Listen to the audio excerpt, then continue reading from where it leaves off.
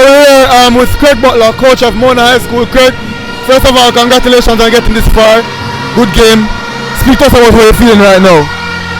Tired, looking forward to my vacation. But coach, is there really a vacation with what you do and the type of work that you do outside of Mona High School though? A weekend. A weekend. Alright. Unfortunate end to the game, but it was a very, very good game.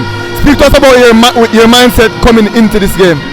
My mindset was to remember that what we're doing is not for Money Cup but for the nation. So if we were to change our system, then we would be saying that our system can't work. So we played our game with a few adjustments and we went ahead in the game. And I think unfair refereeing. My players playing, they hit him in his nose, bloody nose, his blood nose is bleeding, and the ref still don't blow. It's not a contact sport. Yeah, it's not a contact sport. You know what you understand what I just said? It's not a contact sport. You can't hit somebody in the nose. Ref sees it, sees him bleeding, and still doesn't call. And they scored. Hey, guess what? More power to JC.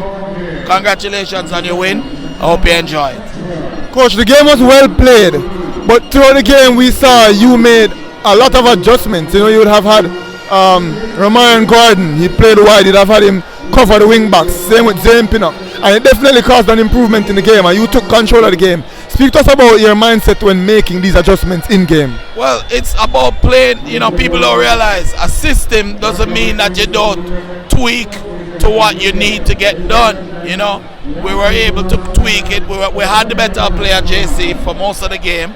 And we got our chances. We got the penalty. There were several chances.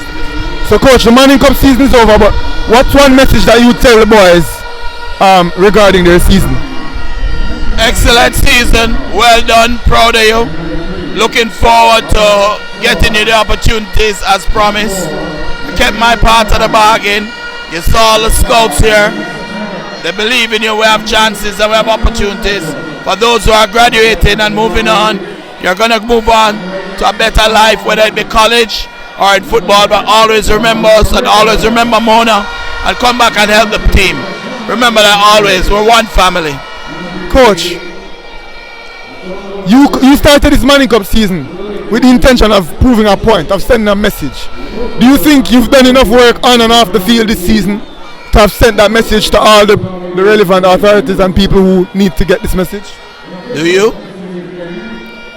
The question is for you, coach. I'll speak about that in my post-game analysis, but do you think you passed the message?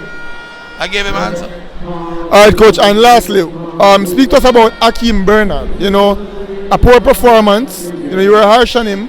He came back and he was absolutely outstanding today. Speak to us about what you think you had to do with his bounce back performance. Akeem is like my son. I love him. Him spend time with him, live with us. You know, what I didn't want to say to everyone is that all the boys, except one, really was battling a bad flu in the game against Clarendon College. Yeah.